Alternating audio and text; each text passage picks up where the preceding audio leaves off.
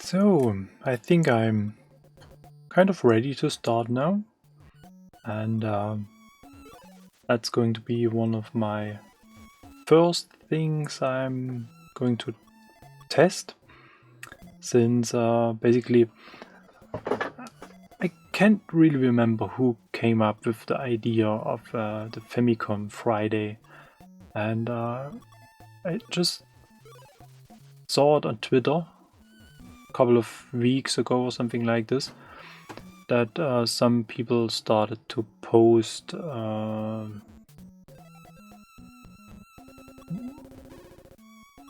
tweets. Basically, they tweeted tweets about the so-called Famicom Friday, and so it came to my mind it would perhaps a cool idea to use this as some kind of framework to do some live streamings on Fridays. And this, well, kind of requires a change of my release pattern, so to say. Basically, I was looking to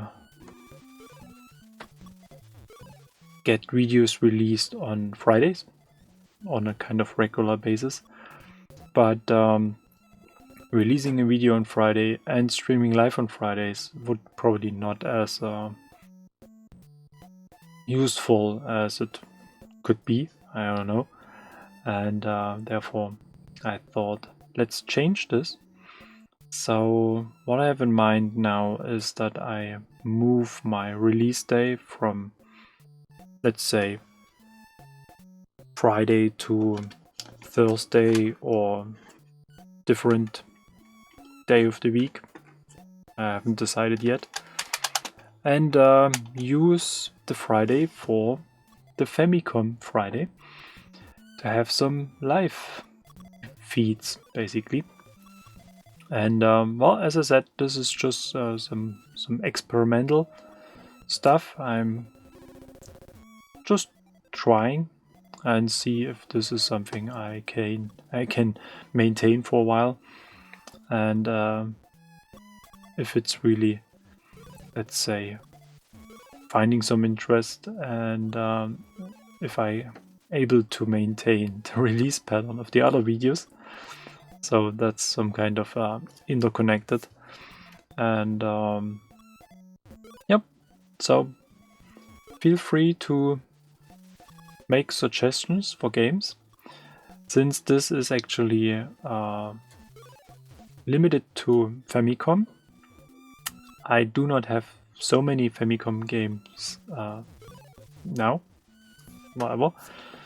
And I decided that I'm not going for a device like the EverDrive, for example, where I can put on thousands of ROMs and then have all the different Famicom games at hand. I really want to stick to games I bought as original cartridge, since I just made the experience that having thousands of games on SD card or USB, whatever solution are you going to use, kind of distracts. And having just a few games available on cartridge, and especially going just for games I'm really interested in, lets me, let's say, focus more on those limited range of games. And I had a chance to get a few cartridges on platforms like eBay, for example. I got a bunch of cartridges to the Famicom when I bought this one, and I have recently received games from Japan, which I have ordered from there, obviously. And interestingly, if you are really looking for Famicom games for a very reasonable price, then this is indeed a very interesting option. I had to pay some handling fee and some kind of taxes or custom fees, but overall, let's say the price per item ratio is still very reasonable. And the interesting thing is that, let's say, the variety of games you can get from Japan is much bigger compared to Europe, and you have different options in terms of quality, whether you are looking for games boxed or just the cartridges, and if it's in some kind of used or mined condition or something like this. And therefore I went for especially 4 games I was looking for, and I may introduce you to the games. And the one you can see here already is Dr. Mario, a game I really like. I played this a lot on the Game Boy, and I had so-called a clone or whatever on the PC somewhere in late 90s, I'm not sure.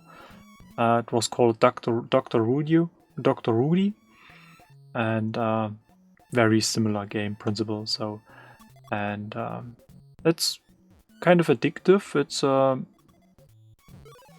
not very complex to admit, and it is just kind of scalable in terms of speed and how many viruses you have on the screen.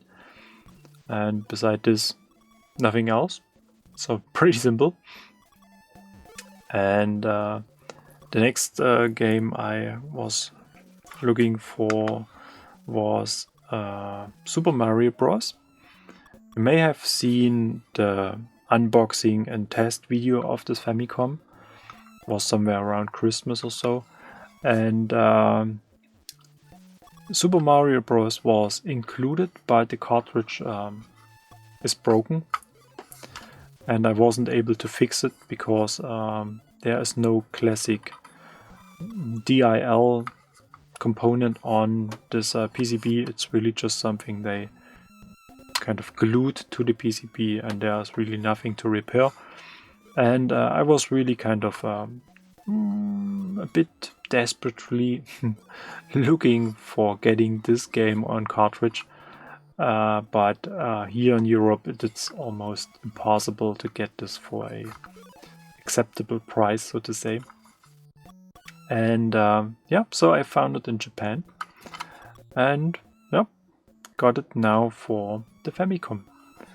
And so I have all the Super Marios complete for the NES, Super Mario Bros. 1, 2 and 3.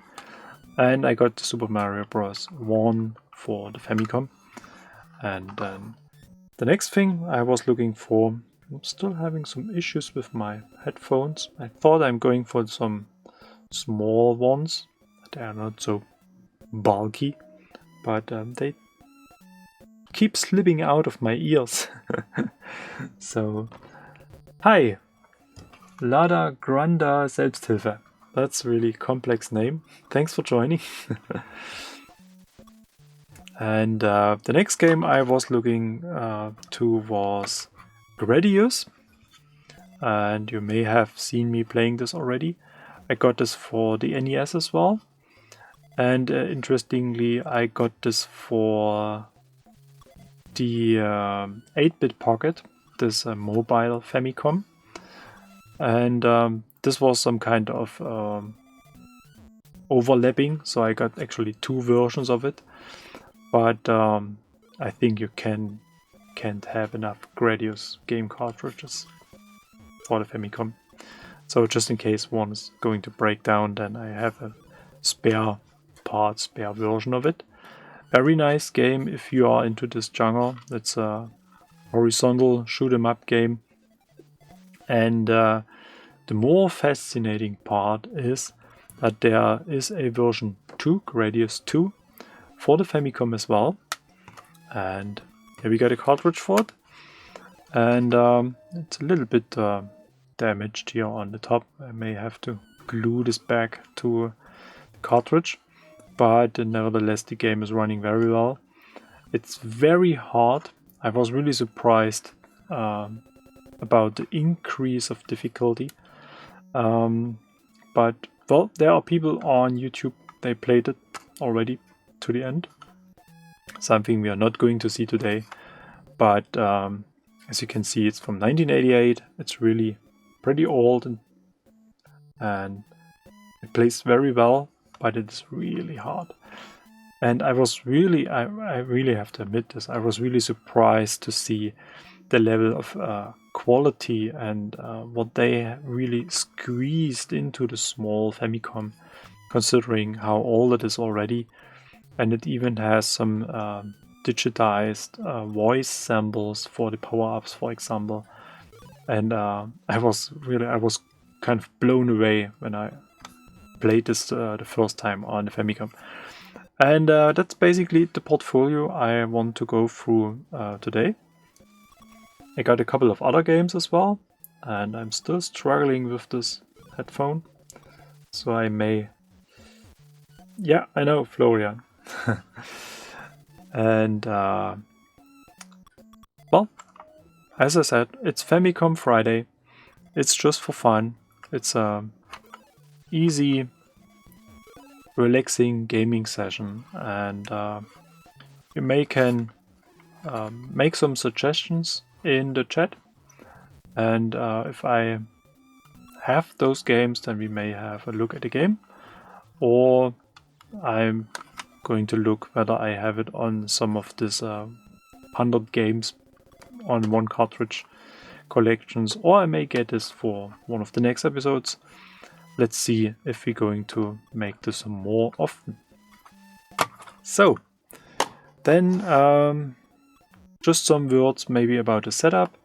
You may have recognized that I have the RetroTink Classic, and this is connected to the OSSD as the upscaler, which adds this scanline effect as well, and do some it's doing some color correction and adding some, well, brightness, and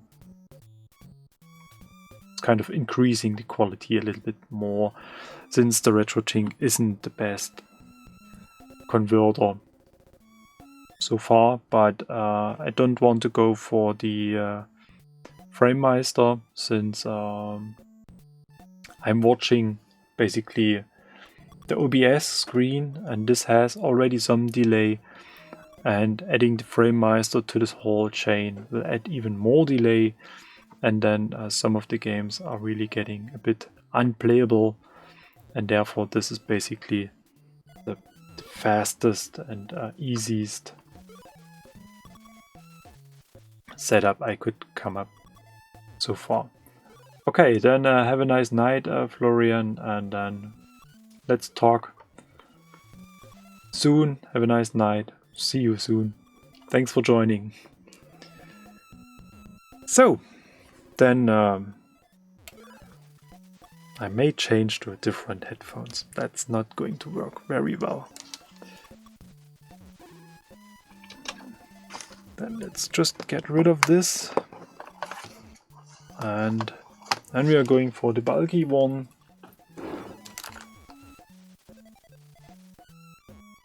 I hope you don't mind.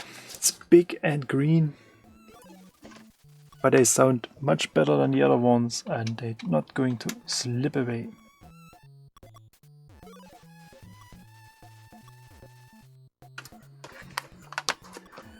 So, this Famicom is almost original.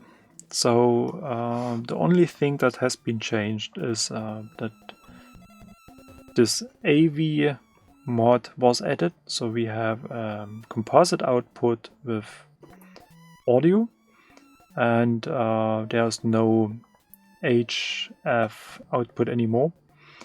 And beside this is almost original. So even the controllers are hardwired to the Famicom, and as you can see, it has already some scratches and isn't looking very new anymore, but it is working quite fine. So then let's have a small game of Dr. Mario.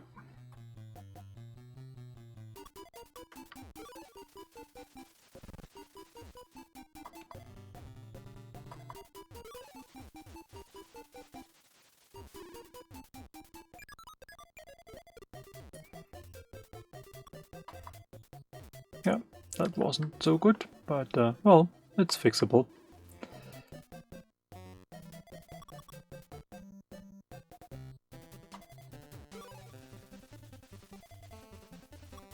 Oh.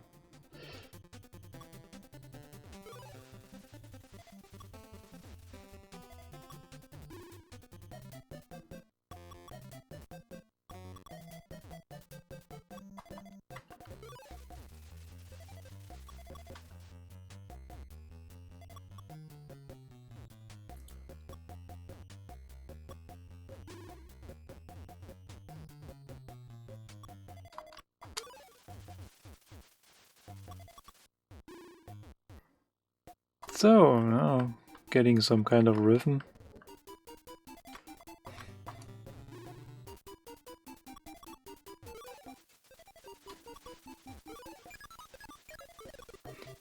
As I said, the game is not very complicated if you pay some attention to what you're doing.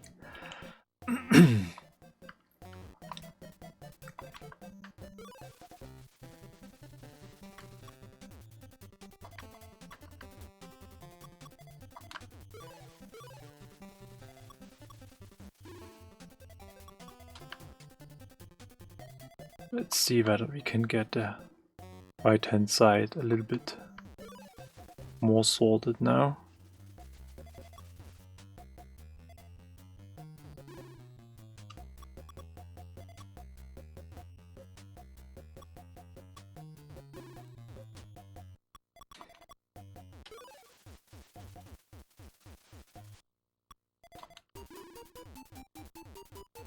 So for games like this, there's not that much to say about. There's no real story or something like this behind. There's no real strategy. So that's really just some easy gaming. But I think it's pretty relaxing, so it's not too stressful.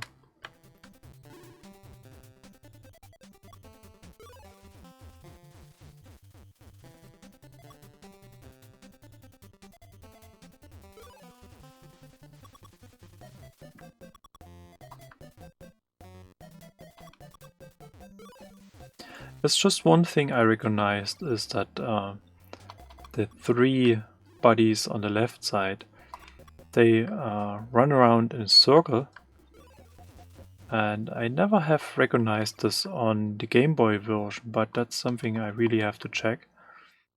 And that's a nice little addition to the game.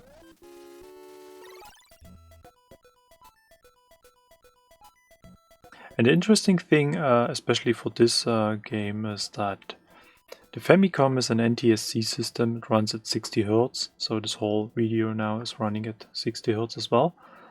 And I've tested this on the NES as well, which is the European version, running at 50 Hz. And there's indeed kind of a difference between the games in terms of speed. So on the NTSC system, you really have to kind of stretch your legs a little bit. Oh, a book. Never seen a book before.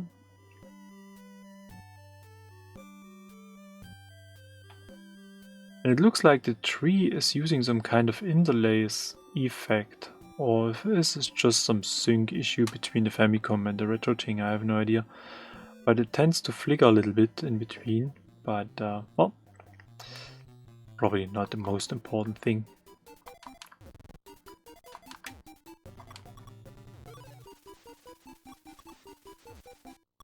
No, I should have used the other side. That was a mistake.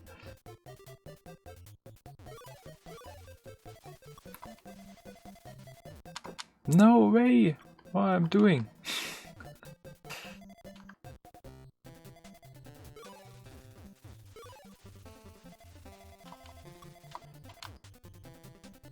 You have to get this sorted now.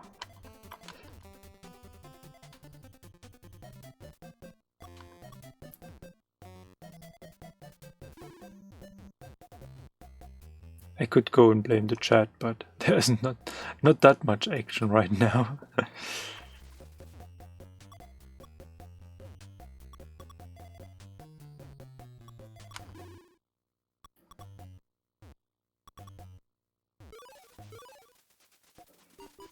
So let's see whether we can get some space here. And then make some room on the other side. And then it's going to look much better.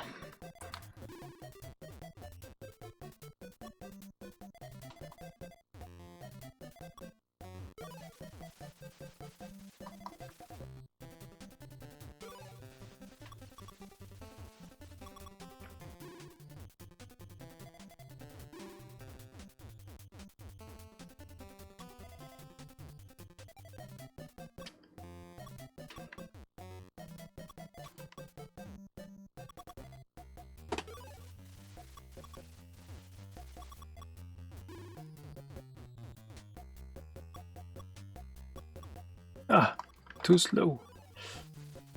That was too slow.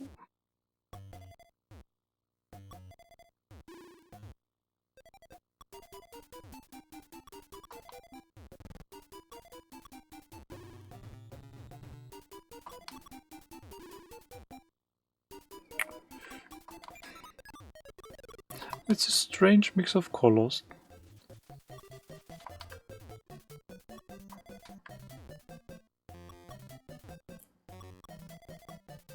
One of the tricky things with this game is that it accelerates. The less viruses you have on the screen, the faster the game goes. So it's really something you have to keep in mind, because if you mess up the level too much, it's really hard to recover. in the later stage of the game. So it's quite normal at the beginning since you have a broad mix of viruses, but as soon as you make some progress, you really have to pay attention that you don't paint yourself in the corner.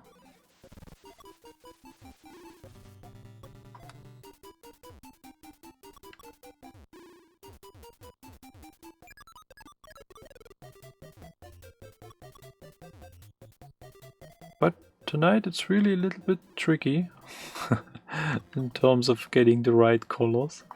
So let's see if we can have some progress here on this side.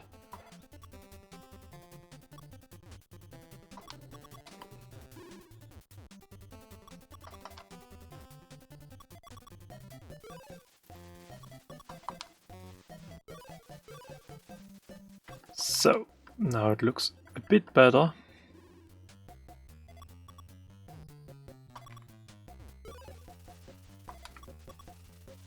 Don't need red right now.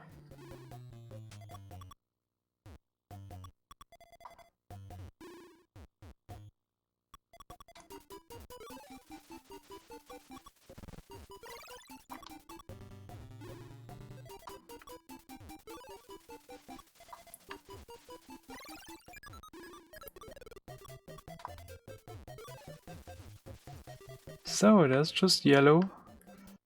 We have to take care. Let's hope for some yellow blocks. And here they come. Just one left. There we go. Oh! Qualincha, hello! I have Dr. Mario tune in head now. Yes, it's really it sticks there for days. I'm sorry for this one, but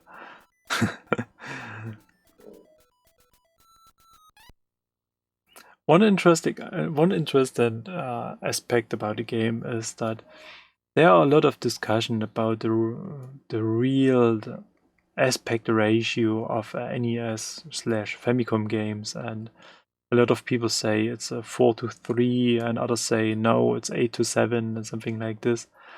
And the interesting fact is that this varies between the games. And as you can see, here the aspect ratio is a little bit squeezed. So the lens on the left-hand side should be round. So let's try to adjust this a bit.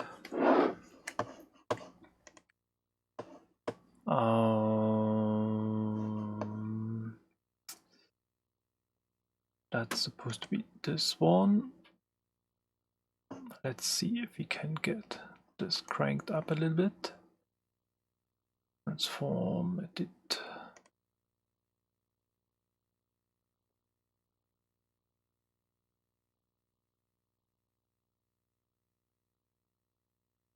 Size.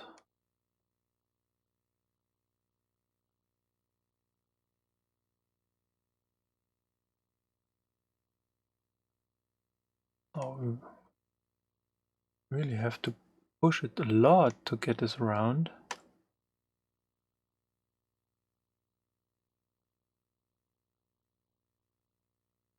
Surprised me a little bit. Maybe it's not round.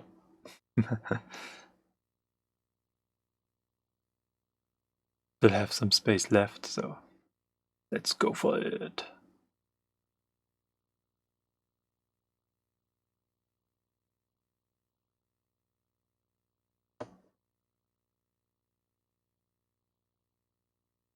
So I think now it looks quite good. Let's keep it like this.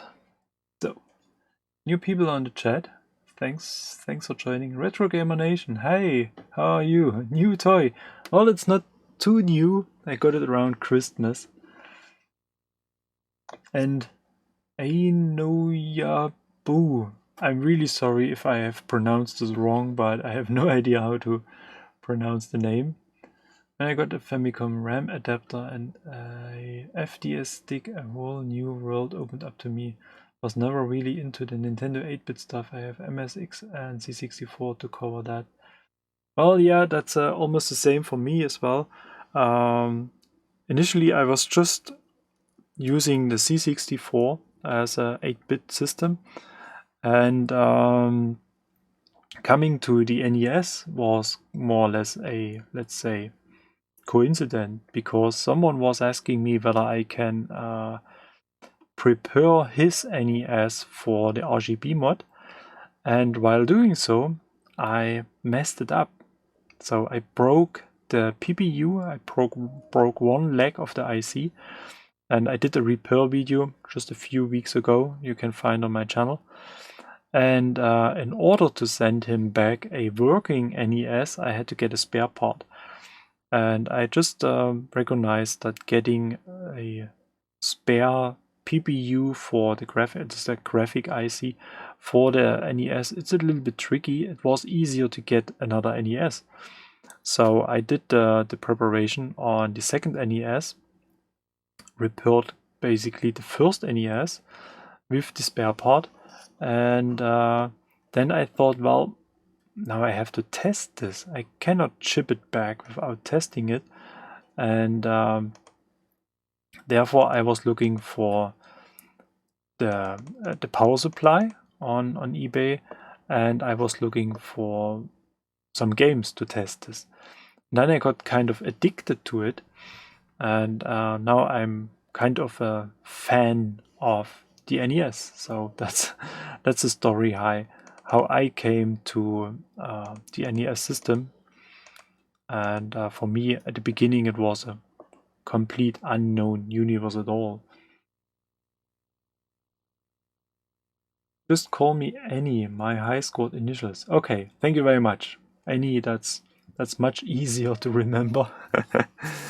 So, let's go for another round and then perhaps go for a different game.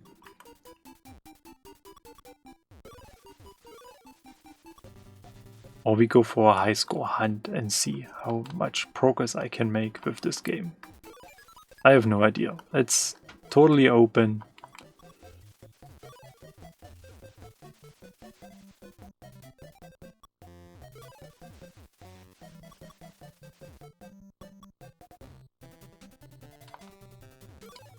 The good thing about Dr. Mario is it has levels, and after each level I have some time to have a look at the chat, and this makes it a bit easier to stay connected with you.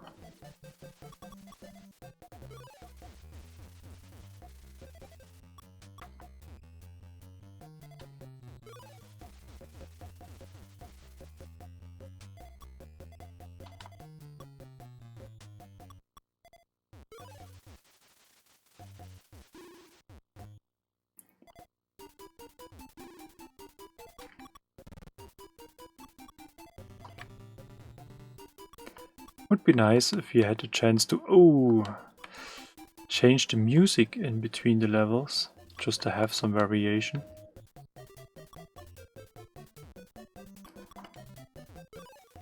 Now I need to fix this situation here.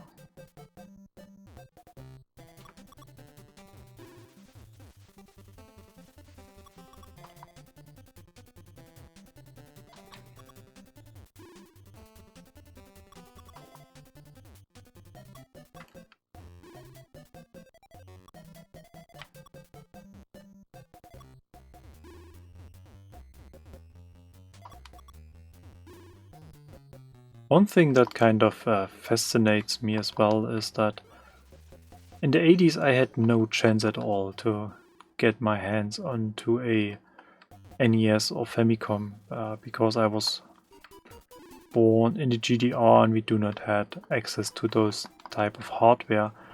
And in the 80s or in the 90s, when I got a chance to have access to systems like this, I wasn't really interested in this Nintendo stuff, and I just really figured it out very lately when we bought our first Nintendo console, the Nintendo Wii, and I got some of the, let's say, classic games as Nintendo Wii releases.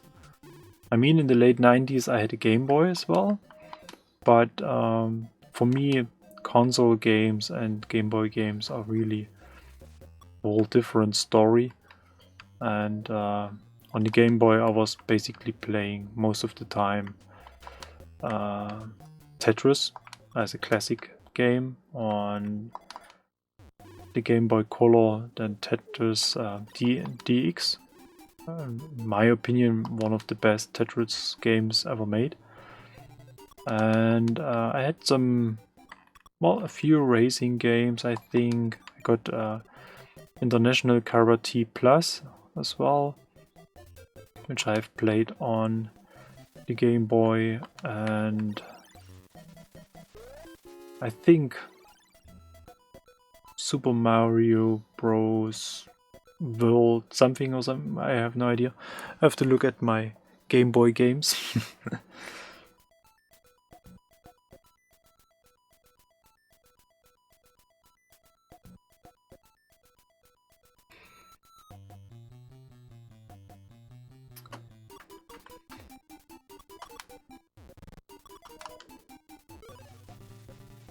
So, blue. Don't need blue right now.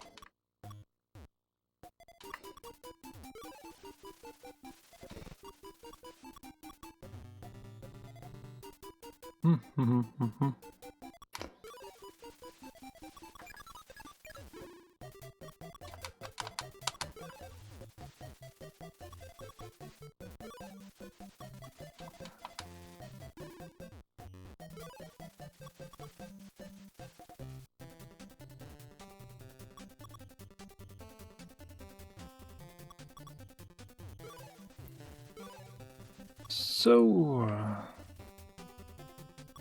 lot of blue.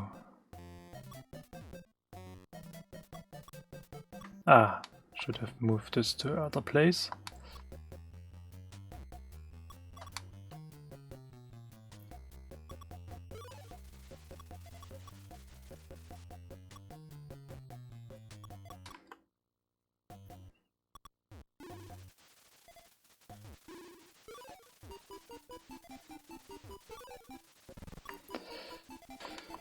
So, this looks quite okayish so far.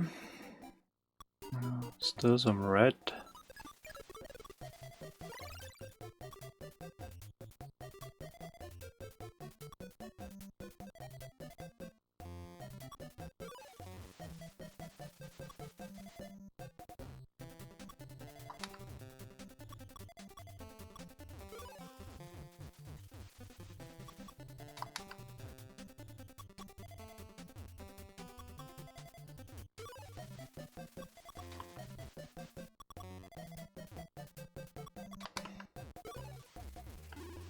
And one blue left.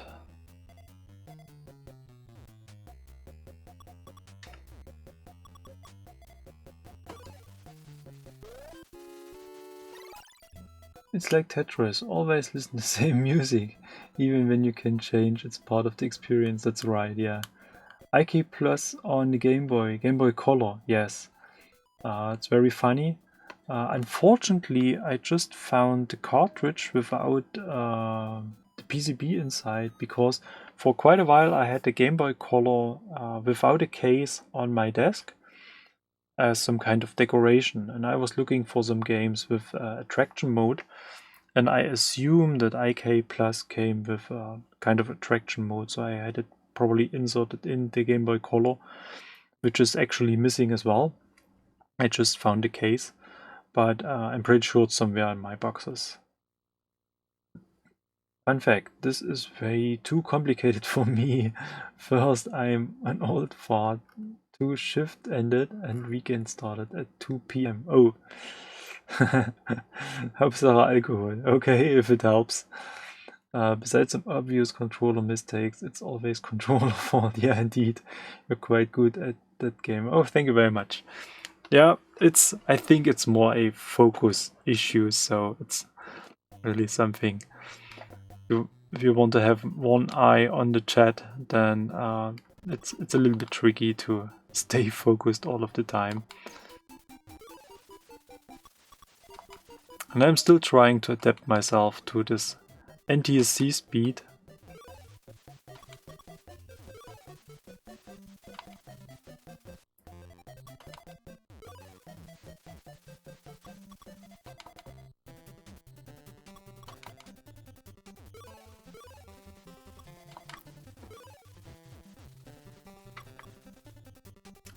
I've got a Game Boy Advanced SP quite recently, and I was starting to play Dr. Mario as I think it's the standard Game Boy version.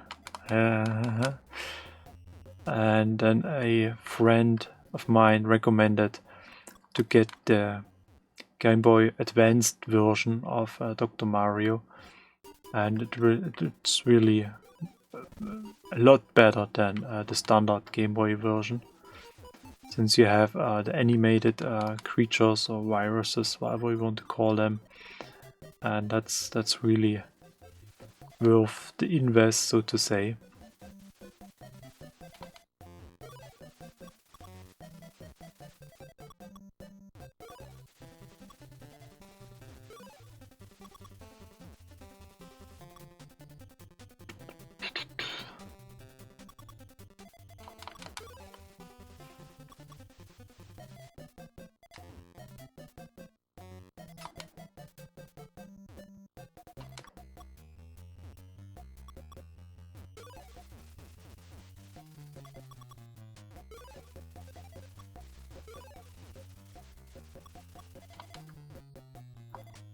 Haven't even planned to make so much progress with this game, I have to say.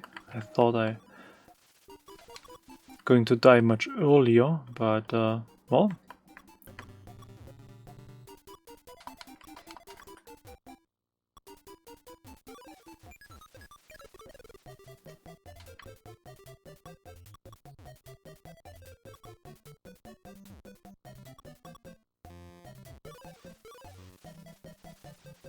So one of the next projects I have planned is to make the RGB mod for the Famicom as well, and just trying to get this financed, so to say. Just looking for some sponsors or so. Oh.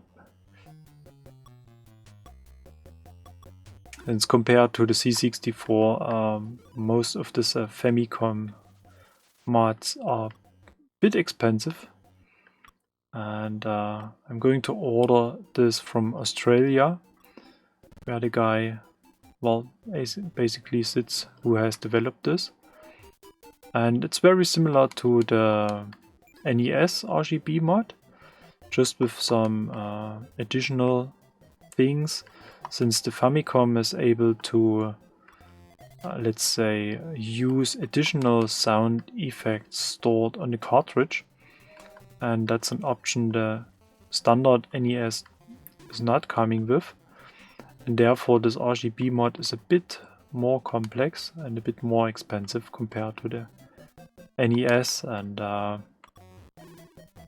so this is actually a Ko-Fi goal I have set so far, trying to collect the money required for this mod over Ko-Fi by letting people buy me coffees until I have reached the amount of money required to do the Famicom mod.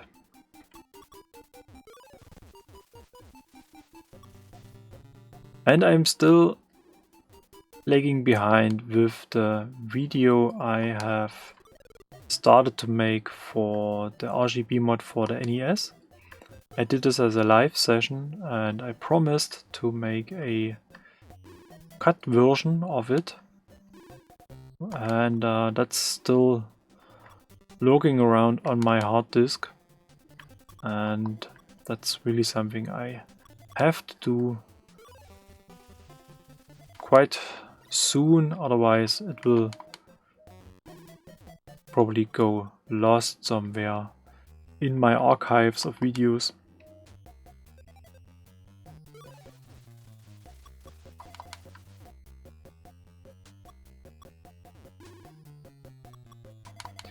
But I have a lot of C64 projects coming and already on my desk, so I really have to work on some C64 stuff as well.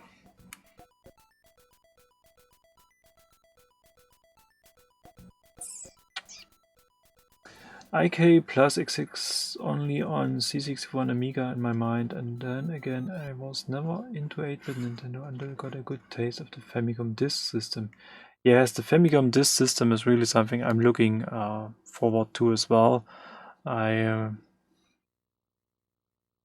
checking the market, so to say, and I'm really waiting for a good option. Especially here in Europe, they are a bit expensive, so they range between, let's say, 60-70 euros for a kind of beaten up version, and going up to about 100 euros. And then I have to get some discs as well, obviously. They are really hard to get here in Europe, but it's basically the same for the cartridges, for the Famicom cartridges. You can get a lot of discs in Japan, so I may go and order some stuff from there, but that's on my long list of things I really want to get. But let me have a look for this IK Plus thingy.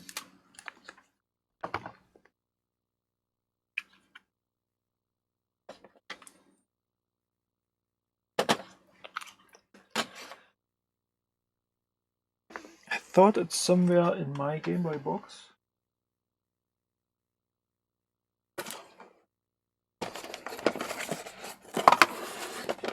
Now that's basically the Game Boy Color without any Game Boy Color inside. And it's R-Type. It's called International Karate 2000. So I'm sorry, it's not plus, it's 2000. I thought the gameplay is very, very similar. But yeah, unfortunately the cartridge is missing. I really have to dig through all my boxes. The R-Type cartridge is empty as well. But I'm pretty sure that I have those games somewhere stored in the attic.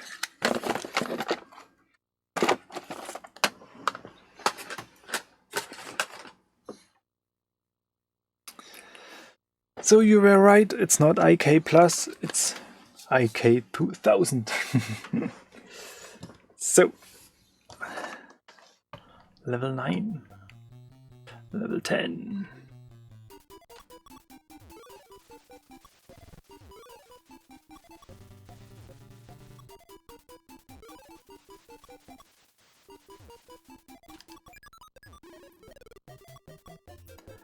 I was watching videos on YouTube about the world finals of the NES Tetris, and these are really crazy guys. They use some technique called hyper tapping, so they have a very different grip on the controller, and they use various amount of fingers to turn and move the tiles. And I was trying this just for well, the sake of trying it, not really that I was considering learning it, and that's just plain crazy. And I think it may improve Dr. Mario's skills as well. I'm usually turning the tiles just in one direction, and this makes it sometimes a little bit hard to get them aligned. But probably I'm too old to get used to a different technique, but may have to set up a training program for this.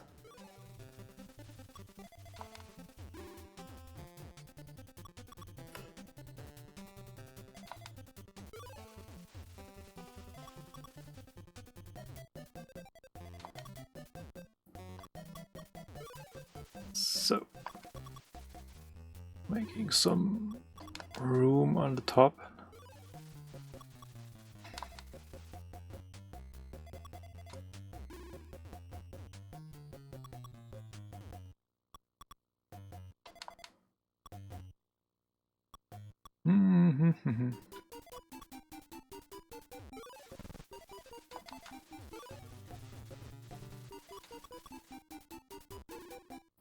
Oh, that wasn't too good.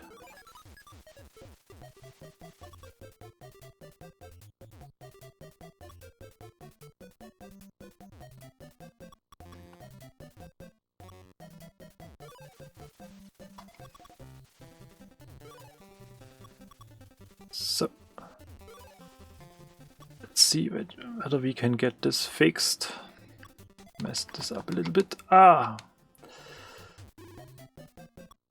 Good example of wrong turning technique.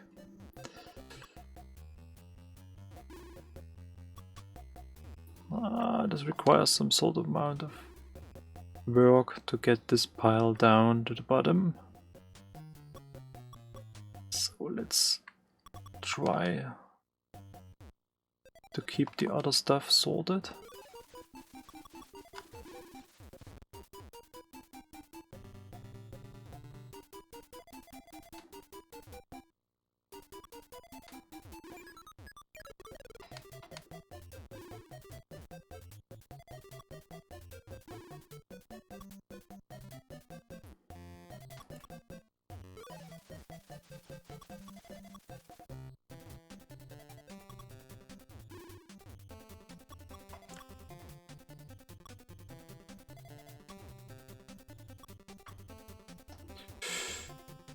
Oh, not so much time to decide what I am going to do.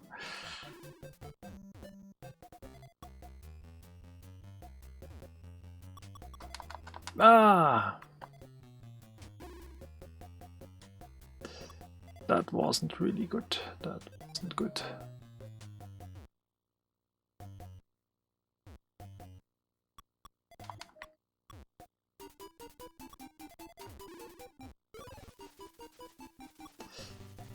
So it looks like I have to work on this pile from the bottom.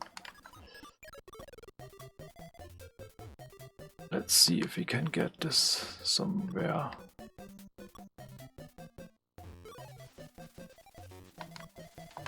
Oh! I keep screwing up things.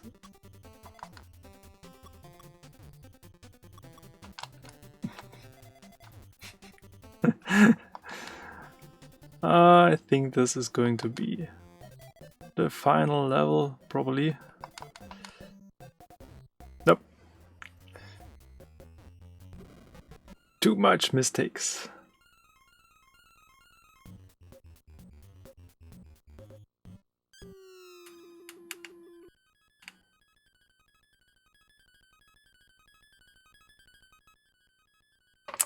Okay, game over.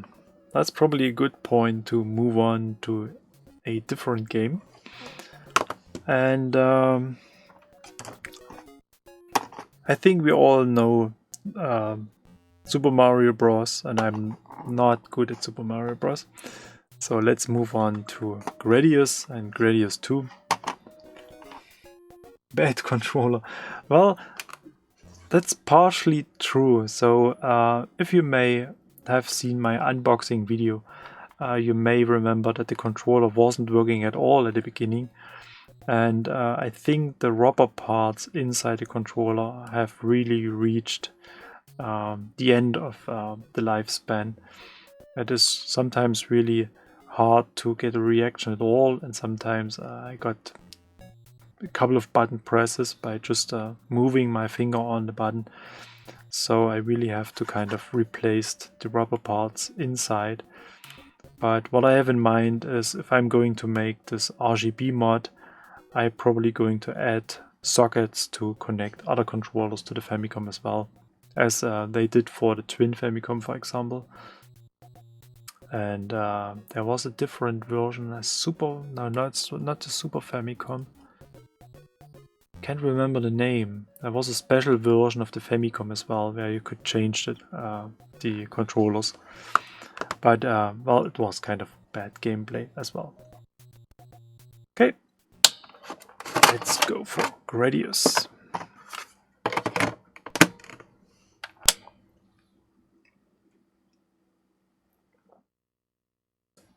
Let's have some tea, good for my voice.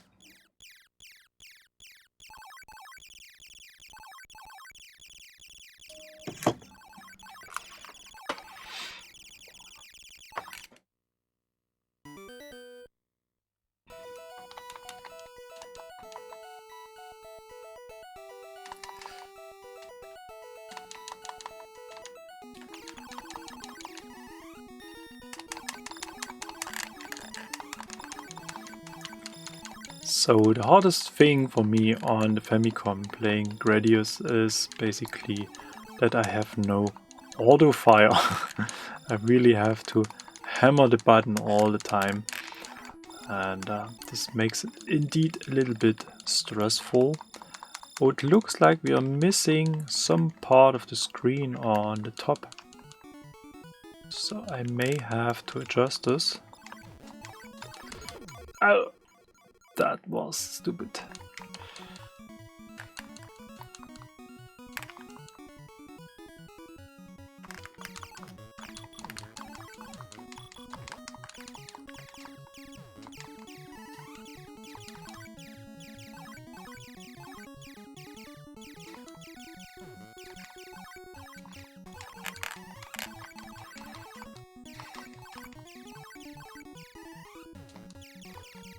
So let's see whether we can get some upgrades before we move on to the next level.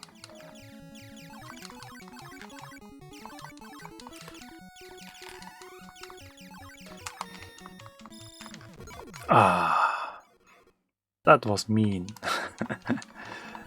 May have expected this, but I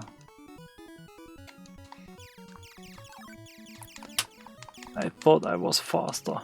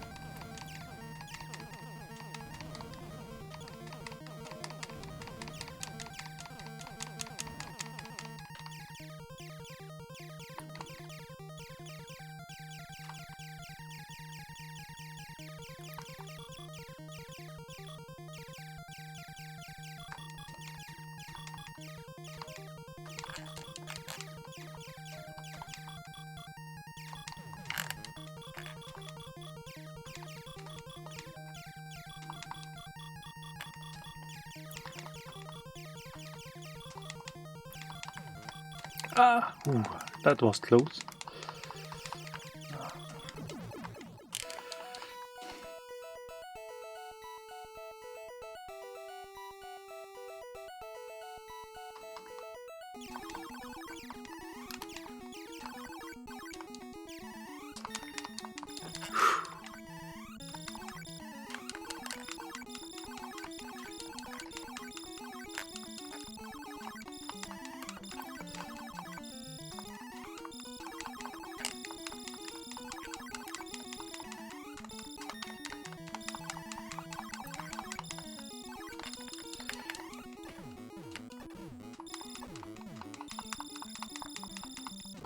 Oh, come on. Game over. That's hard. That's really hard.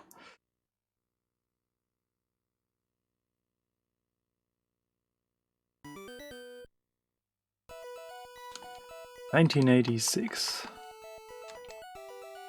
1986 is probably the time when I had my first contact with a computer at all. So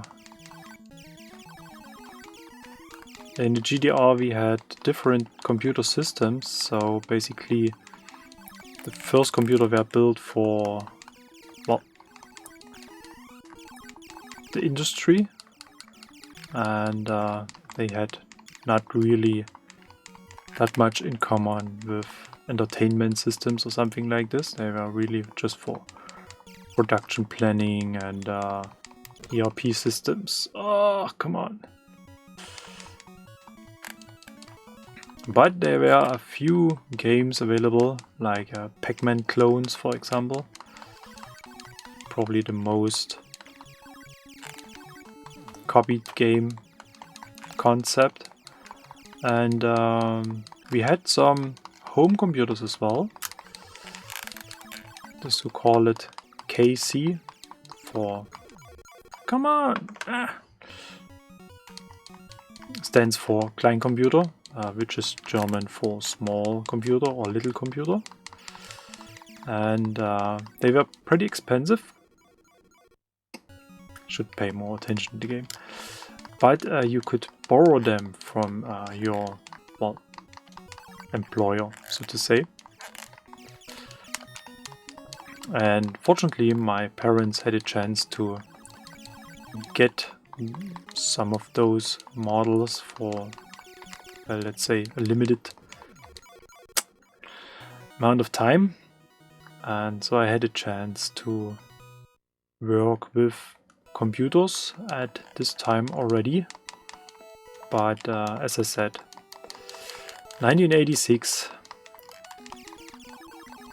it's quite late to start with computers and entertainment systems and something like this. But well, it was a different era, different system.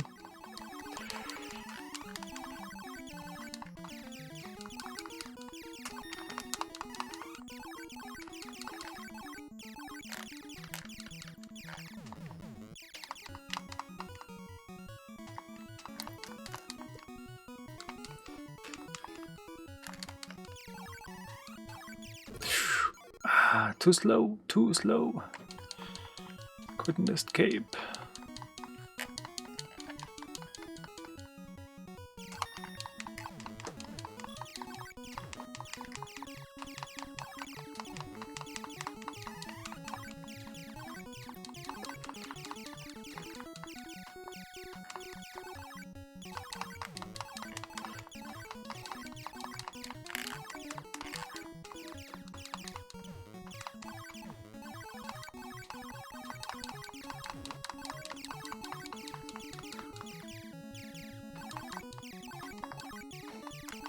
So playing Gradius with auto fire is perhaps a little bit cheating, but it's much more relaxing for the fingers. And I've played this on the NES with the NES Advantage arcade stick, and it has auto fire, and therefore it's really a lot easier to play.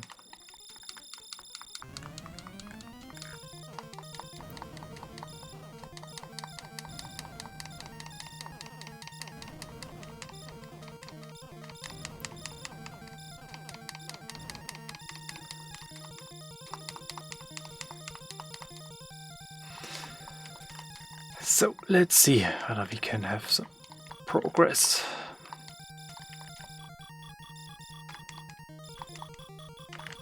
Ah, come on, not that way. Now it's almost impossible to...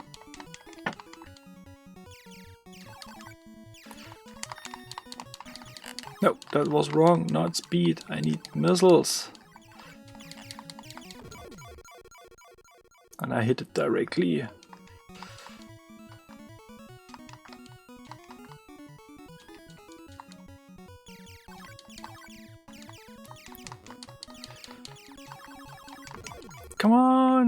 No. Game over. Okay, one last attempt and then we move on to the next one.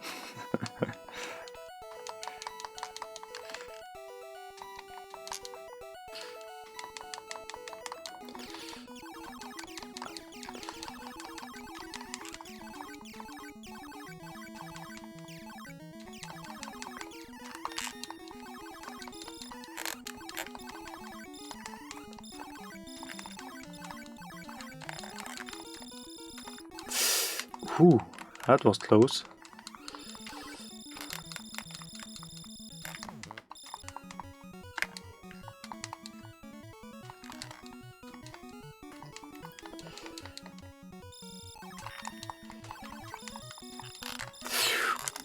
Ooh, holy cow.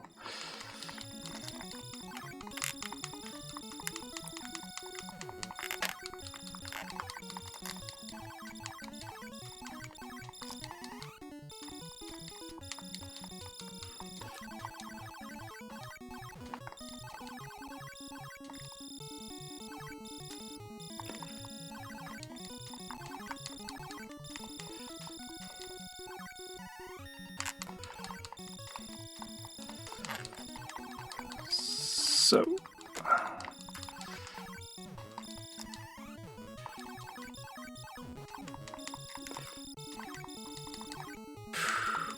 too close, too close.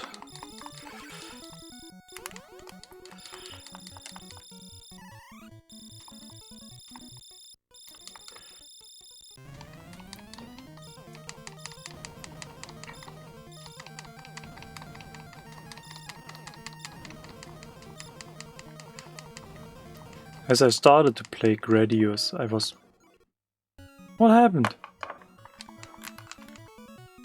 I never made it past this section. I was just failing right now. And then I got a kind of tip at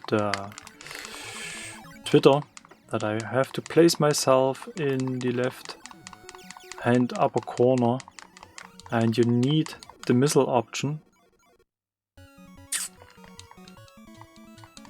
Otherwise you're not going to survive this, but as we have seen right now, even having everything right... Come on, what's now?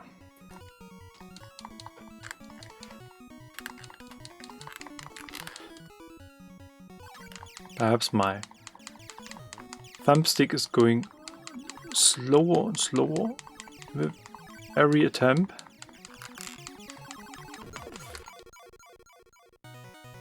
Game over.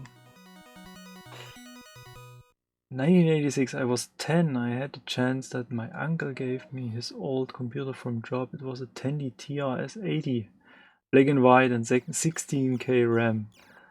I had a chance to find an old cassette reader that Tandy, so I could record my programs. It was in BASIC. Yeah, I started with BASIC as well, and let me think, in 1986 I was 13. 13 already? Probably, yeah. And yes, I started with BASIC programs as well, and we had basically no software for those systems at all. So we had some kind of magazines, and then there were some example programs, and I was painstakingly typing those programs into my system just to see that they moved some letters from the left to the right or something like this, so the experience wasn't so exciting. But quite soon I started to develop own programs, and I still have all those tapes. I just found them quite recently in my boxes, and I still have the systems as well, so that's something I have on my long list of projects, to get those computers back to life and to check my programs from the 80s, so to say. And I started doing so a couple of years ago, and I think I recorded some of the programs already to my computer, but I couldn't find the files, so maybe I never made a backup of it or something like this, but the tapes still exist and I hope they still work.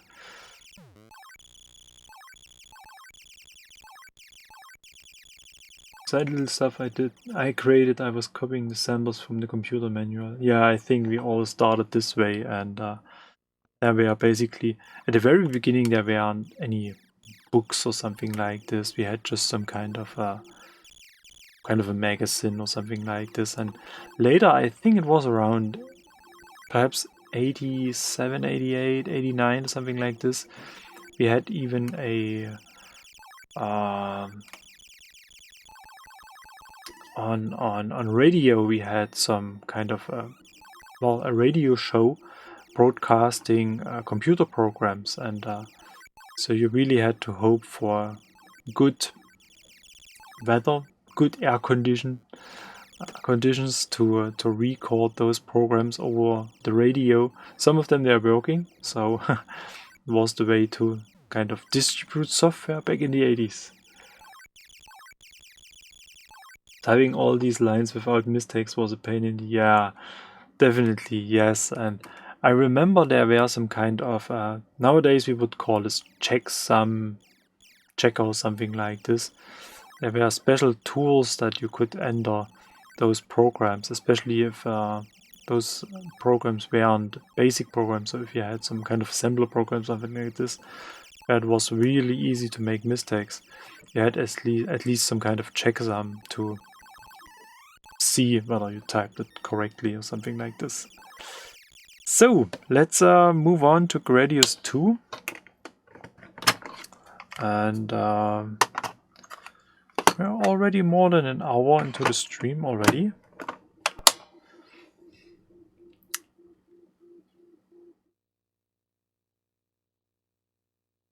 So I think Gradius 2 is using some kind of interlace effects as well, because the picture has a lot of jitter, and those scalers are having quite a hard time to handle this. So there's some sort of irritation in the picture. And unfortunately, Gradius 2 has no attraction mode. It just runs through the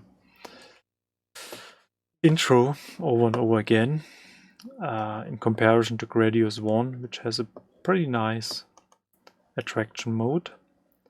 But let's see whether we can get the screen. Why is it cut it on the top?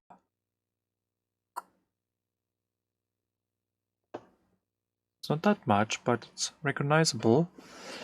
So let's see whether we can change the scaler a bit, or maybe adjust some settings on the OSSC.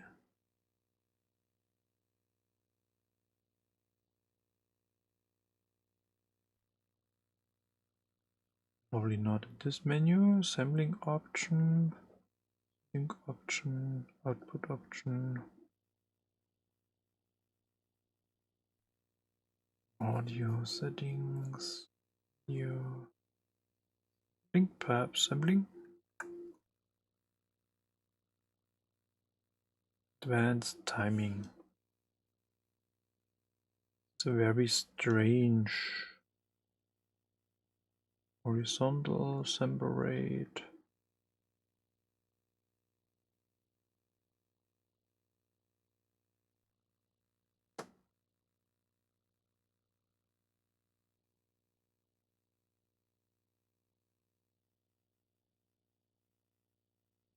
Looks a little bit better now.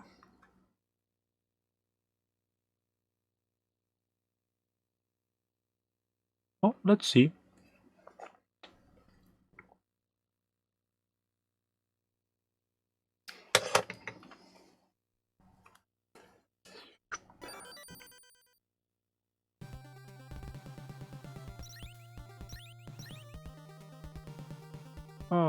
Let's go for the first one. Yeah.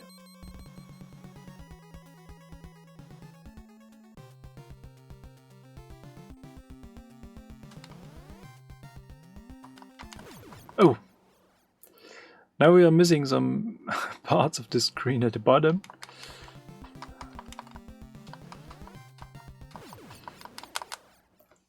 So let's see whether we can get this adjusted.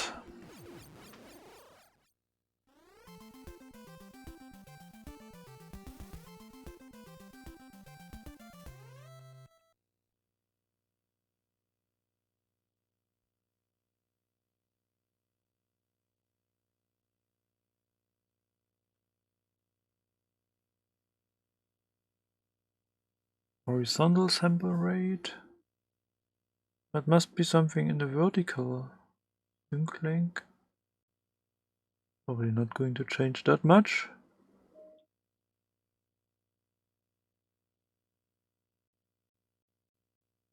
Ah, now we can move it up and down. But basically we want to make it smaller.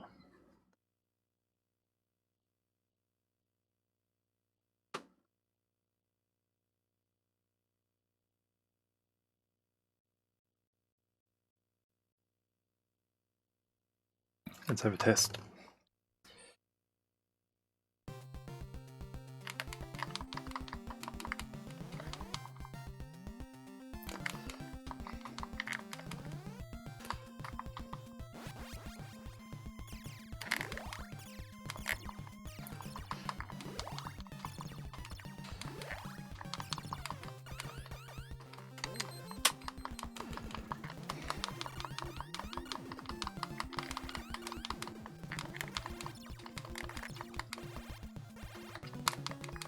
Oops.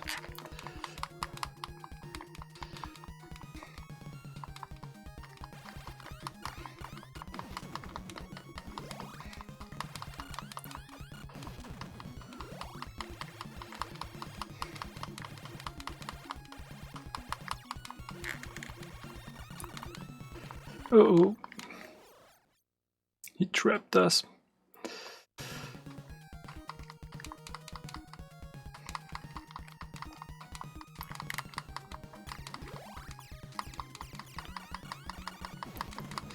So Gradius is one of the games where I have no idea that this came from the arcade.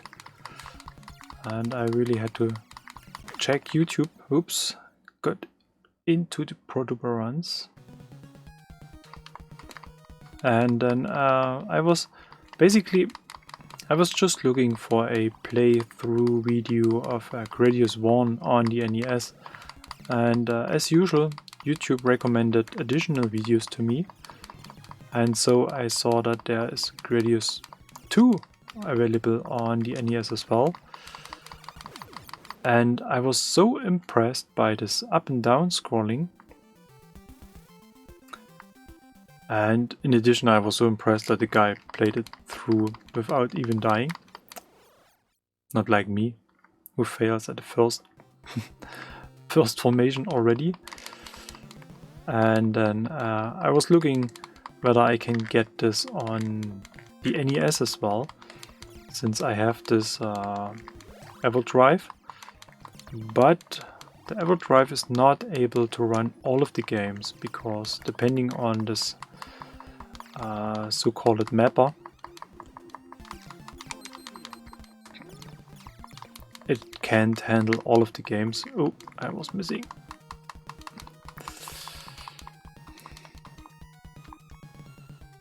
And then I just found that this is available for the Famicom, and I found it in Japan.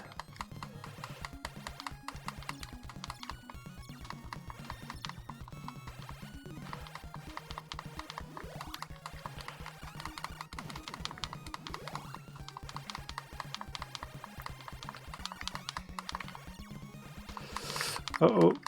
That's going to be close. That's going to be close.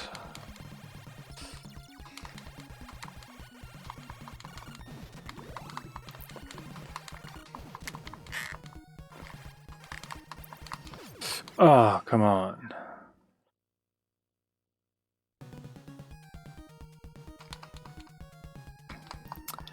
Yeah, compared to Gradius 1, Gradius 2 is really hard.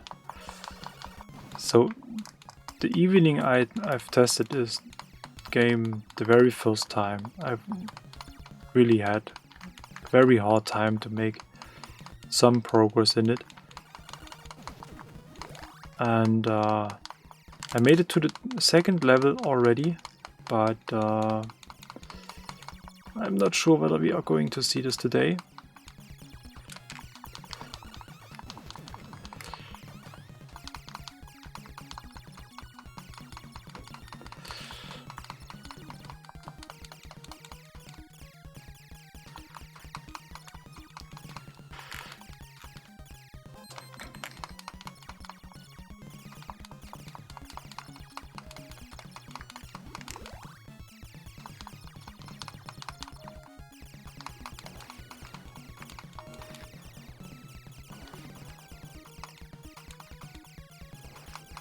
Ooh, that was close.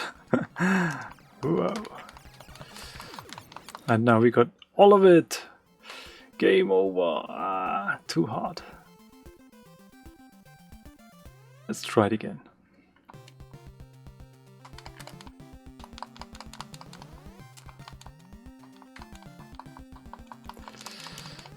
I really need a faster finger.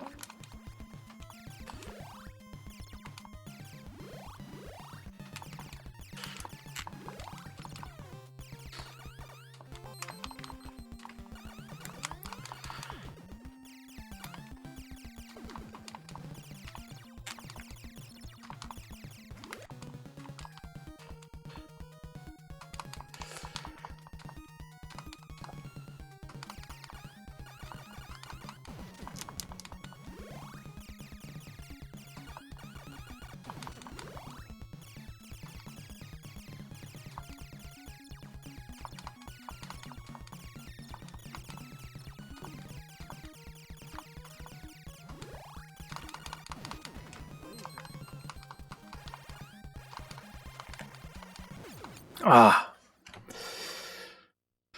haven't expected this one.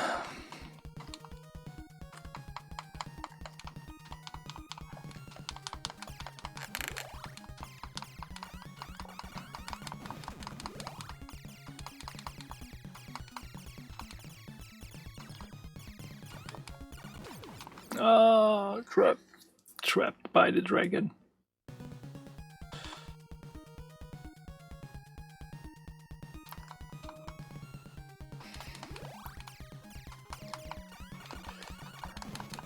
Some years ago I was reading a book, a science fiction book, and they were traveling through space to get to a certain system to kind of capture dragons living in the sun. And oh, what was that? And surprisingly now I see that a game from 1988 has already come up with the idea of dragons living in, well, stars. So perhaps the book was kind of picking up this idea. Not to say they stole it.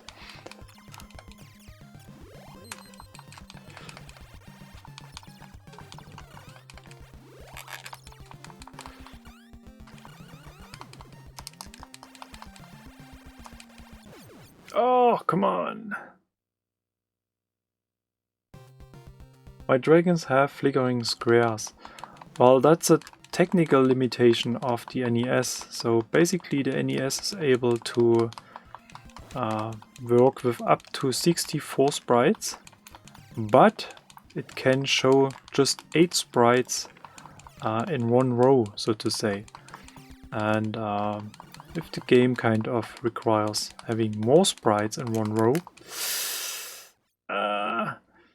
then it kind of creates some multiplexing of the sprites, like you see this on the C64, for example. C64 has 8 hardware sprites, but most of the games are using more sprites by utilizing some multiplex techniques. And this means that the system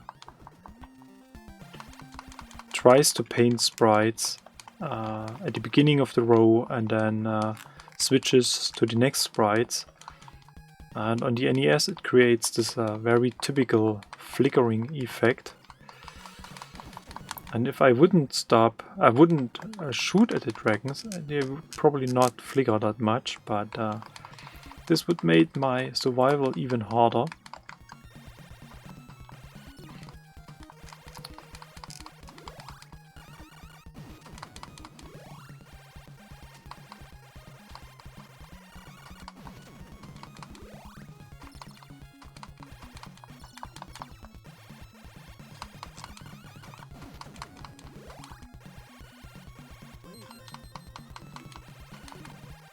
Oops. Try to escape in this direction.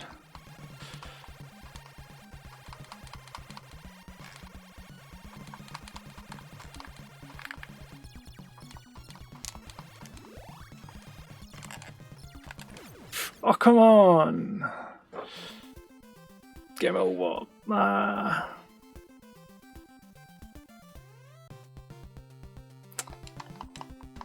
Another try.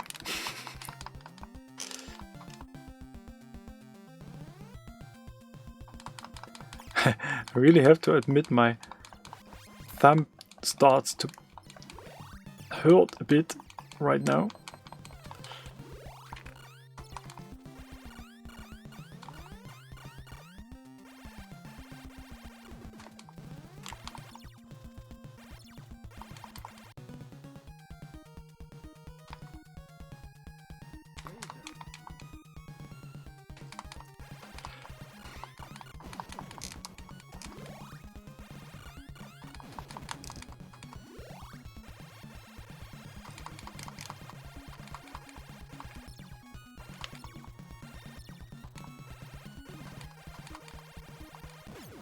Oh, what's that?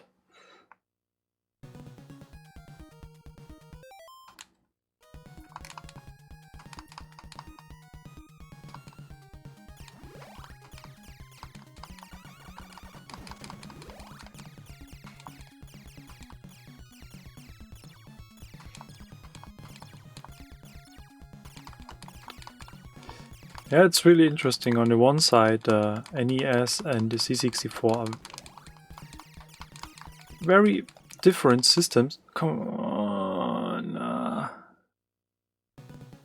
But they have a lot of similarities as well. So they're using basically the same CPU. So it's a 6502.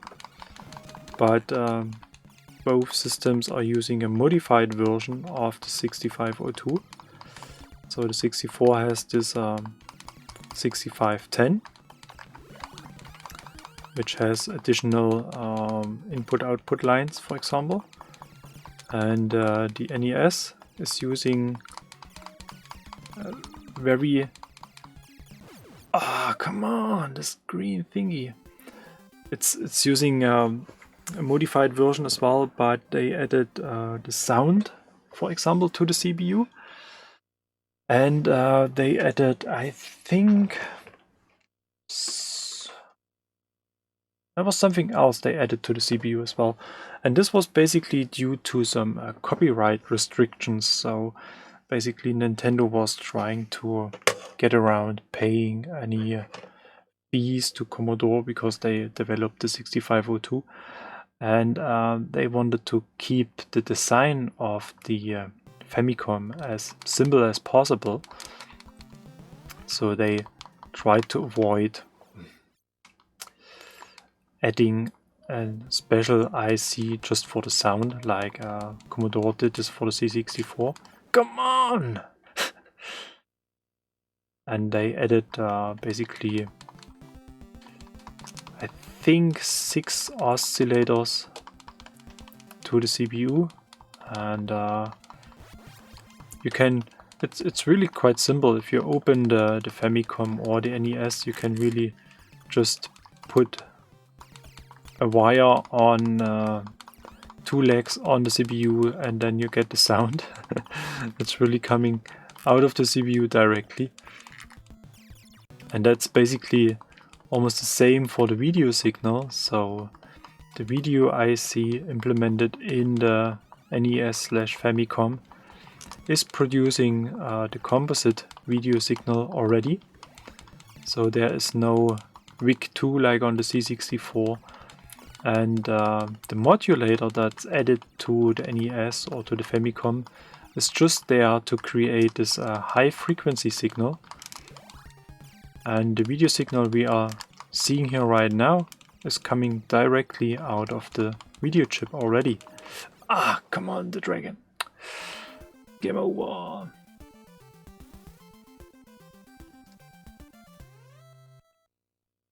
Are you scrolling in loop from bottom to top? Yes, it's a loop, so it's not limited. And if you kind of going to the top, then you will get the same things like on the bottom. And it's a very interesting effect. So at the beginning, I was a bit confused, and I thought, well, how to get used to this kind of level design, how to remember where I have to go, until I just recognize it kind of loops all the time. And but I think it's kind of important to find some good movement pattern or something like this to get used to this dragon slash aliens coming out of the green ball thing. And well, I'm not so good at remembering pattern, so that's probably the one that kind of hinders me to be really good at games like this. Would it be possible to make an 6502 on FPGA with both extras? I pretty much think so. Basically, the 6502/6510 exists as an FPGA rebuild already. If we take the Ultimate 64, for example, the C64 replacement board. And then there's an additional project running from some guys on Forum 64. They recreate the CPU, I think, the VIC, and the SIA. I'm not sure about the last one, but they recreate FPGA versions out of those ICs from real scans. So they decapped those ICs and did some very high resolution scans, and then they recreate this really on a gate level, basically. And for the Famicom/NES, the PPU, the graphic chip, there is an FPGA rebuild project, kind of replacement, and that's very expensive. I think it's somewhere about 220, 240 euro, dollars, something like this. And this FPGA replacement is actually doing almost the very same like the RGB mod. So it creates an RGB/component output with different color palettes and all that stuff. But as I said, it's pretty expensive. And basically the 6502 CPU is not so complicated since it relies a lot of external hardware components. And especially on the C64, for example, the RAM, the random memory access, random access memory refresh is done by the VIC2. It's not done by the CPU, which has some benefits because in the moment the VIC2 is refreshing the RAM, the CPU can still perform, can do something. It's not able to access the RAM, but it has some internal registers. And for example, the Archon Electron, it's a very condensed design, so there's a lot of things in one IC. And here the CPU has to take care of the RAM refresh as well, and in this time it can't work. So the Archon Electron is switching between 2 and 1 megahertz depending on the RAM area it has to work on. And while creating a whole, or let's say standalone FPGA version. Oh yeah, the guys at the Forum 64 are doing so and adding those additional NES functionality.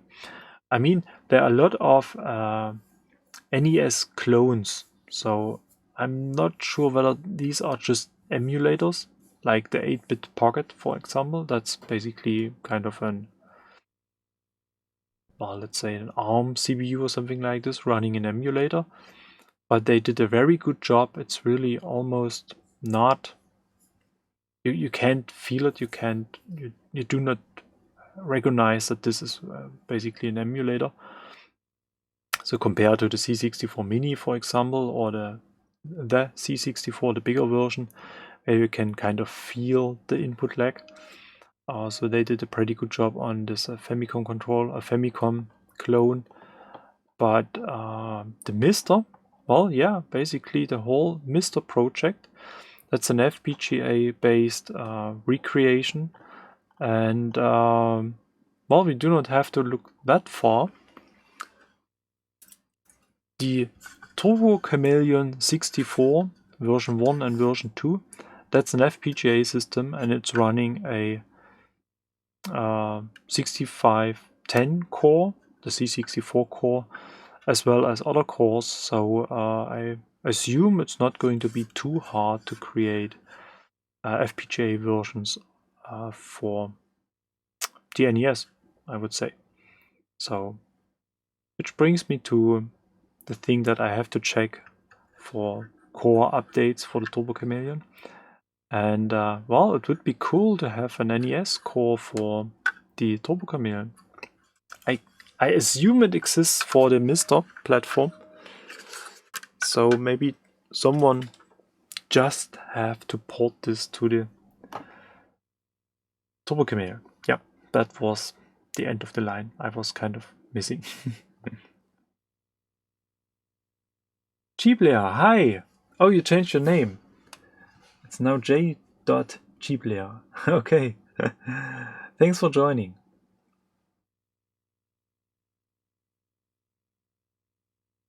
Yes, some of the scans were available as poster. That's right, yes.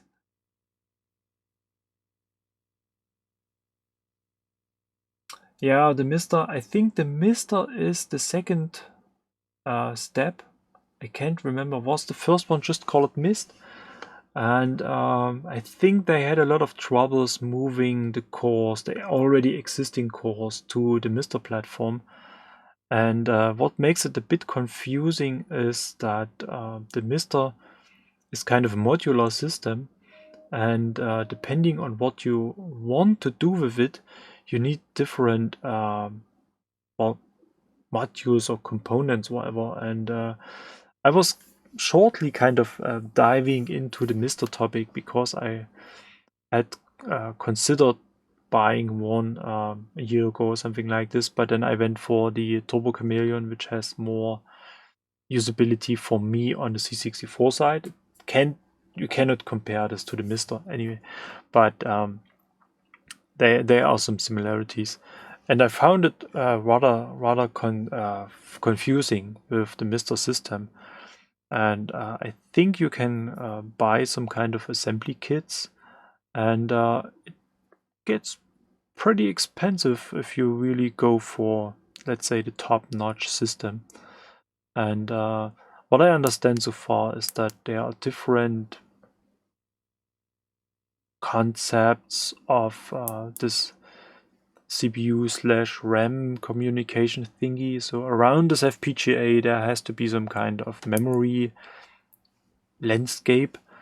And the guy who is basically doing most of the work for the Mister platform has created different memory modules, so to say, and depending on the system you are looking for or the system you want to use, you need different of those memory options, something like this.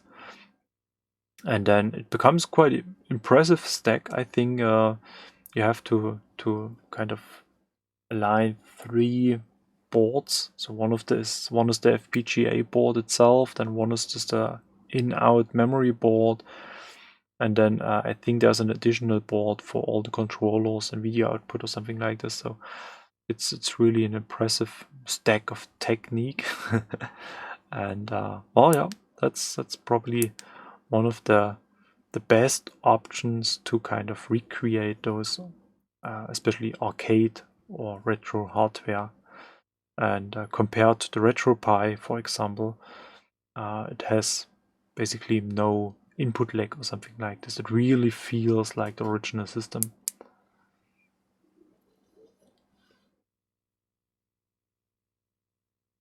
Yeah, okay, it was called Mist. I wasn't sure whether it was just shorter or something like this. Stack beds. Hi, thanks for joining. So, basically, yeah. So, I'm actually at the end of my cartridge stack for today. We may give it Gradius 2 as a very last approach, and then we may have a short look at Super Mario Bros. Just to kind of finish this session. I'm not going to play Dr. Mario again, just to keep your brains free out of the melody. So it looks like my Famicom got kind of stuck.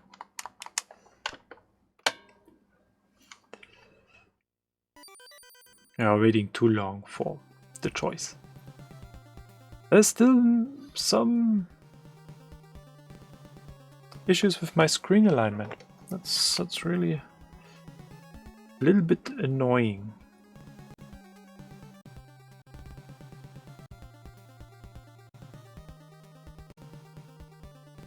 Now we're missing a... Oh, now it looks quite okay-ish.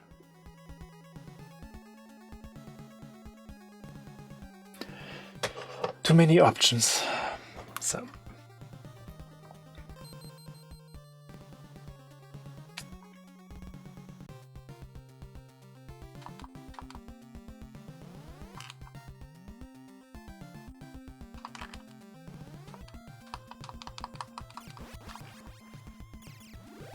No, now the picture's too small at the bottom of the screen again.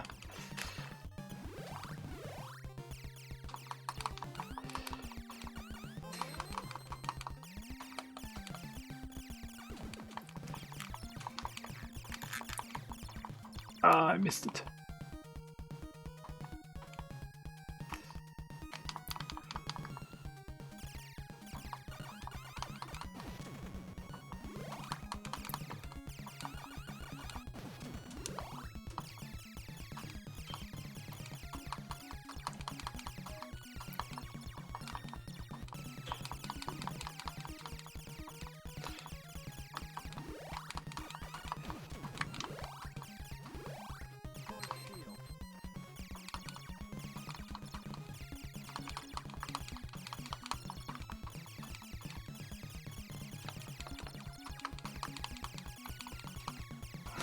I can't escape. Ah, now it gives up. Ah, we get some new visitors from the bottom.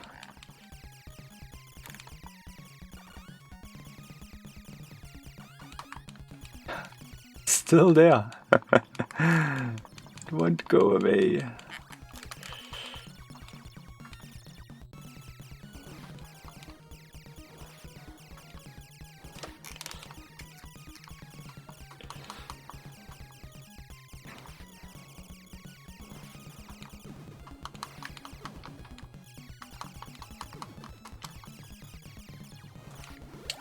Holy moly.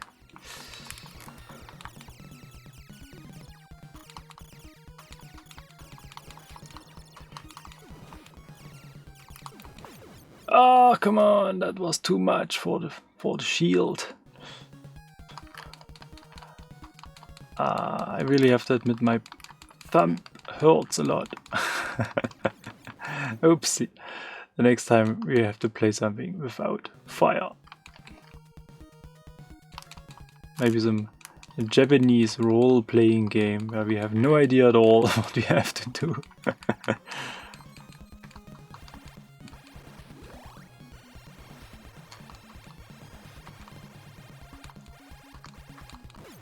Ah, come on. No. Game over. Again, Mister is not quite there yet, but then I'm looking at from a demo scene perspective. Yes, I pretty much think so as well. So it's perhaps okay for emulation of games or something like this, but talking about demos, something like this, it's probably a bit harder. It's a tough game. Yeah, indeed, this is really a tough game, so I may need some more practice. I made it once, just out of this whole sun star system, but it's not getting that much easier. So anyway, and I really have to work on my fire finger, so to say. So let's have a last look at Super Mario Bros. And then I think we're going to coming to an end of the stream. And yeah, here we can see that the screen is still a bit not right, so to say. So let's change. Let's try something else. So we got some multiplayer modes.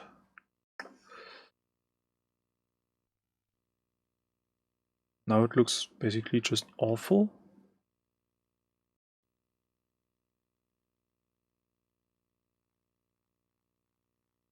That's a bit better in my mind.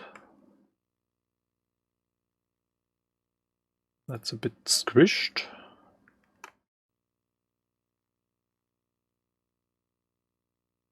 Now I'm not sure whether we are missing some information on the left and on the right, but we can compare to this one. Now that looks basically okay. Well, then let's go for this one.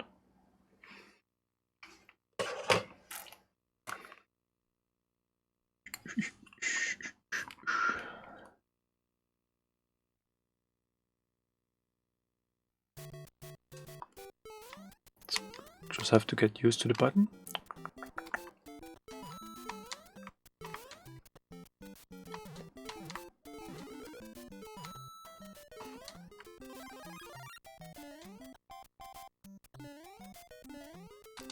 Oh, come on.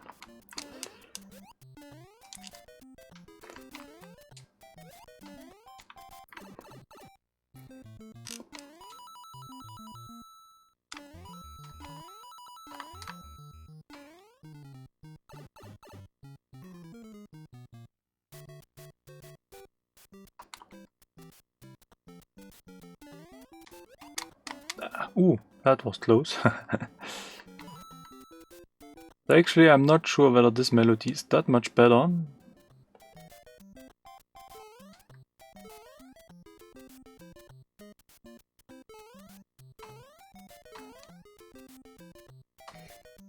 Oh, forgot to jump. I was looking at the chat. Effects de null, whatever. I hope I pronounced it almost right. I think you explained it in Jan Beta's stream sometimes. How to pronounce your name. Greetings, I was just playing my own Famicom earlier today, so this is nice to see.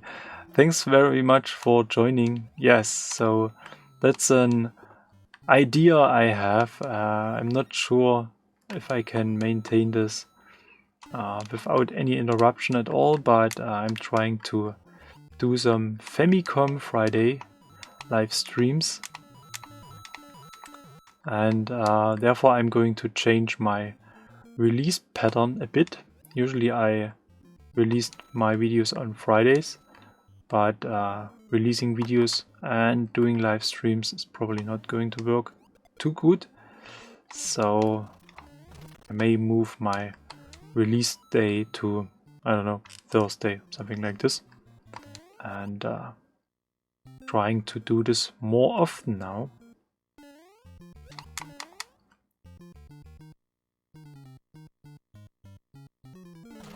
The C64 version, yes. I just saw that there was a new release, so that's basically version 1.2 now. And it has some kind of built-in trainer. And I'm not sure whether they have changed that much, but I'm still waiting for the cartridge version from the Access guys, and then I can put this on my cartridge. But it's already, oops, available as disc version.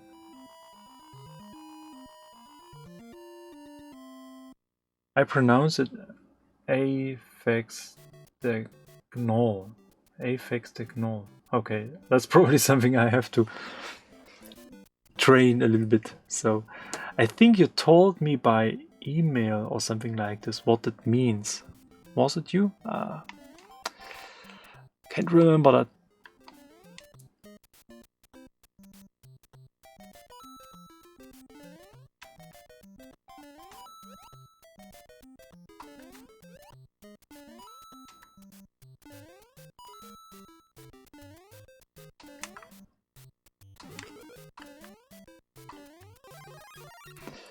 So the C64 version is actually... Oh, come on. That was cheap. It's actually working quite fine, but it still has some slowdowns on standard C64 hardware. And the recommendation is to play it on 128, for example, because there it can switch into 2 MHz mode. And I'm playing it most of the time when I'm playing it on the C64 at all. So it's not that I'm doing this on a very frequent base. Then I'm using the Turbo Chameleon. And since I got the docking station for the Turbo Chameleon, just well, I think it's almost months now ago. Just feels more recent, but now I can use the Turbo Chameleon without a C64 as some kind of standalone console. I haven't expected that it's coming so low.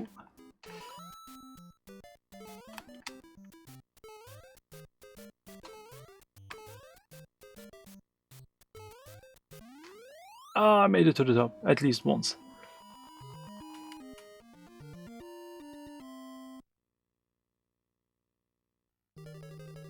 Do you leak Windows for Daddy?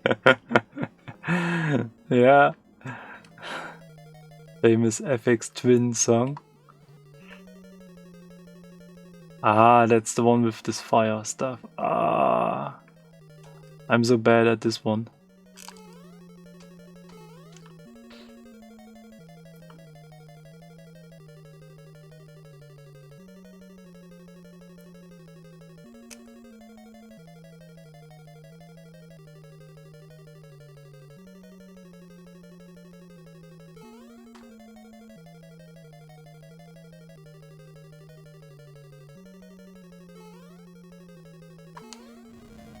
Oh.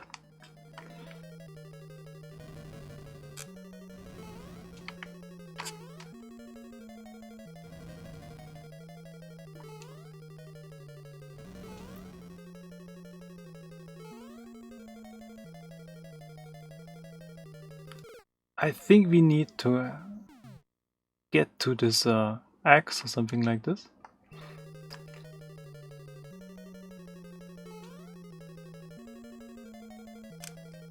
We have to start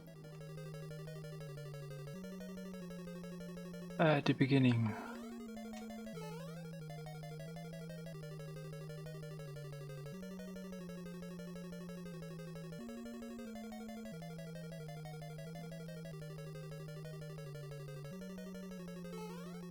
Oh! Oops. Bit too far. Was kind of surprised about the speed.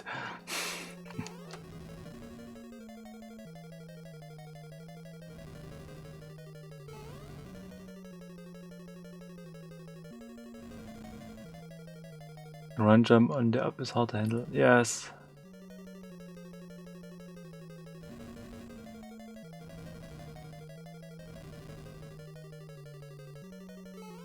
Yeah, that's right. If you have a modified pad or joystick for the C64, then this becomes... Ah, come on. Much easier to play on the C64. I'm using the Nunchuck 64 adapter. Project, I think Tulan or Big Pie of Forum 64 was working on? Tulan, it's written on it. And here I can use this wireless, that's not the one. But I can use the wired version as well. I thought it was somewhere on my desk lately.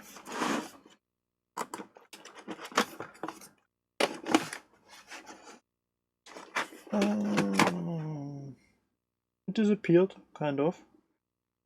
Anyway, I can use the classic NES controller for the Nintendo Wii.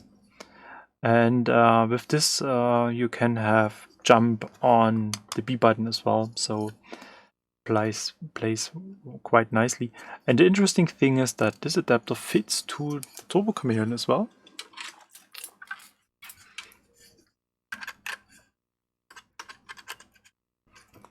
And so I can play Super Mario Bros. C64 version with turbo mode and 2 sits using a Nintendo controller on the Turbo Chameleon. It's kind of weird, but yeah, it is possible. So anyway, I think I'm not going to bother you any longer with my really awful Mario Bros gameplay. I hope you had some fun this evening, and if you like, we can continue to do so the next Friday. I think so, Friday, yeah. There's nothing on my calendar so far, and I will see what I have available on games, so that we can have kind of mixed experience like we did today. Starting with Dr. Mario, going over Gradius 1 to Gradius 2, and kind of finishing with Super Mario Bros. Basically, I got a NES to a Famicom adapter as well, so I can play, I think, almost all of my NES games on the Famicom as well, just to keep this Famicom Friday theme. But basically, I think I prefer the NES so far because I have done the RGB mod on the NES already. But as I said, I want to do this on the Famicom as well. I have a Ko-Fi campaign, so if I get the money for this RGB adapter, then RGB mod, then I'm going to rebuild this Famicom completely. I have a couple of things in mind, and that's probably going to be one of my next long-term projects. And the next video I'm going to release is going to be about C64 stuff again, or well, it's about time. I mean, the channel is still named C64 Custom, although I'm considering renaming it to maybe 8-bit Customs or something like this. But I'm not so sure about this yet, so yeah, I want to come back to the C64 without any doubt. And well, I just want to mix in occasionally some NES/Famicom/ whatever console topics. And thank you very much for joining. Thank you very much to all of you. It has been a pleasure to have this chat, and yeah, I'm sorry for for finishing now when you have joined, but well, it's always a little bit tricky to get people together coming from different time zones. That's going to be the most tricky thing, and keep the C64 Customs name, but anything retro and 8-bit is welcome in my opinion. Yeah, I think that's going to be the way I want to go, since it's a little bit tricky to kind of establish a let's call it a brand on the social media, and switching channel names every now and then, it's probably not going to improve this a lot. And yeah, as long as we are not seeing this as an exclusive, well, content on this channel, then I think it's going to be okay. And having the Game Boy Advanced SP, for example, it's not an 8-bit system anymore, and therefore I think some flexibility is kind of allowed. But yep, next stuff is going to be about the C64. I have a couple of things in preparation and a lot of work ahead, so there's really a lot of stuff I have to work on, and I really have to see how I get this squeezed in this normal life pattern of, well, going to work, earning some money, working on the house refurbishment, and doing additional topics like 3D printing. You may have seen this, especially on Twitter. I'm quite active with stuff like this, and I really want to combine this even more with retro related topics. I have a couple of things already in the queue, and well, that's a short outlook for the next, well, weeks or months. So thank you very much for your input. Thank you very much for your suggestions, for joining, and just for being there. Thank you very much for your support, and then see you for the next video, see you for the next stream. Have a nice evening, a nice day, whatever is ahead of you. Have a nice weekend. Bye bye.